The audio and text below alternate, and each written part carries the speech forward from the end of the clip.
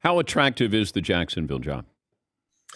Uh, I think it was way more attractive a year ago because a year ago you knew you were getting Trevor Lawrence. So in either case, 2021, 2022, you're getting Trevor Lawrence. Last year, you had a blank slate. You had all the cap space. You had all the draft picks, and you don't have all of that this time around. Now, like the draft picks are on the roster, but you don't get to make those picks yourself. Some of the cap money's spent, so you don't get to spend that yourself. So and there are those drawbacks. I don't think the location is the most attractive to a lot of coaches going and living in Jacksonville, Florida, and have to attract players to Jacksonville, Florida. That's not the most attractive. That's not the best situation in the league. And then, the owner hasn't shown that he can win. I mean, let's call it what it is. And I think we all like Shad Khan. Is he more successful than Jimmy Haslam right now? No. As an owner? No. Right? Like where would he rank? Like based on what he's done in 10 years, where would he rank? Like near the bottom, right? So I think you have to add all those things together. That said, there's still a chance to work with Trevor Lawrence. Right. Like there's still a young roster with promising young pieces on it. Travis Etienne, we'll see what he becomes. You got Josh Allen on the defensive side of the ball. You got some veteran pieces like Miles Jack. So there's something to work with there. And I think because of the quarterback's attractive, but I don't think it's quite as attractive as it was a year ago. I was wondering, Byron Leftwich. Yeah. Bucs offensive coordinator. I mean, imagine if Tom Brady today had a press conference and just said, hey, I don't know what Jacksonville's going to do, but, I would hate to lose Byron Leftwich, but he's going to be a head coach.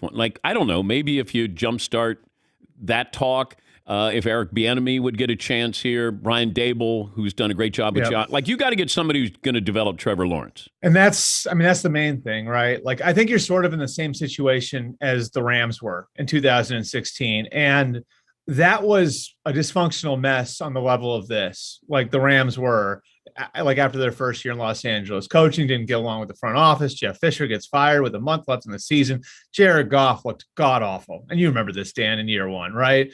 And so everything for them was, how do we get things right in general? But, how do we create the right environment for our young quarterback that we drafted first overall?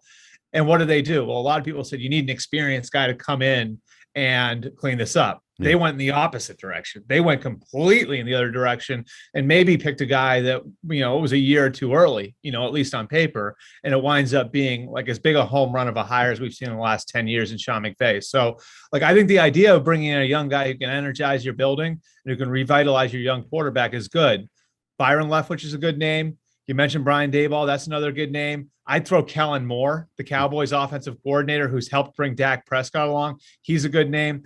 I also wouldn't rule out, and this one's going to be, I know that this is sort of a divisive one, Josh McDaniels. I mean, you look at what he's done with Mac Jones in Trevor Lawrence's draft class, right? And it's not just Mac Jones. If you look at his history, developed Matt Castle into a quarterback who won a division title with another team, developed Jimmy Garoppolo into a quarterback who went to a Super Bowl with another team, developed Jacoby Brissett into a guy who's probably going to spend 10 years in the NFL. He's got great track record with quarterbacks. He's been a head coach before.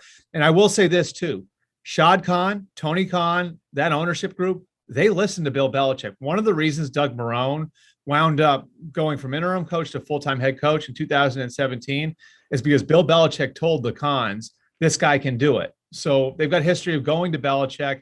Belichick sort of owes Josh McDaniels one after what happened a couple of years ago with the Giants job and the Panthers job.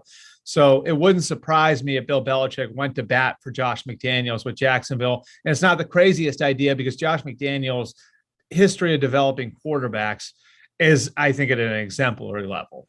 What about Doug Peterson, who won a Super Bowl and just disappeared? Right. And there are some interesting, retread names that I think you're going to hear. And, a lot of them are on the defensive side of the ball, quite honestly, like Raheem Morris, Todd Bowles, Dan Quinn. Those are all good names that I think you're going to hear kind of go through the cycle this year. I think Doug Peterson's another one that's a good name. And, obviously Carson Wentz benefited early in his career. Now, went sideways later on, but you look early in his career, Doug Peterson was able to build a staff and bringing in Frank Reich as his offensive coordinator and John DeFilippo as his quarterbacks coach, a staff that was able to support the young quarterback.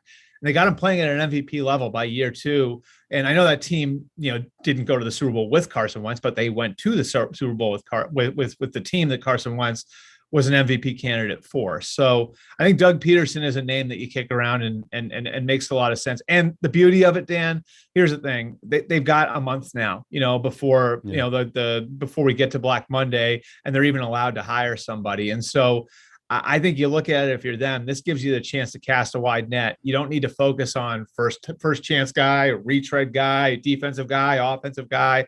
They've now got the time to cast that wide net and look at whoever they want to look at.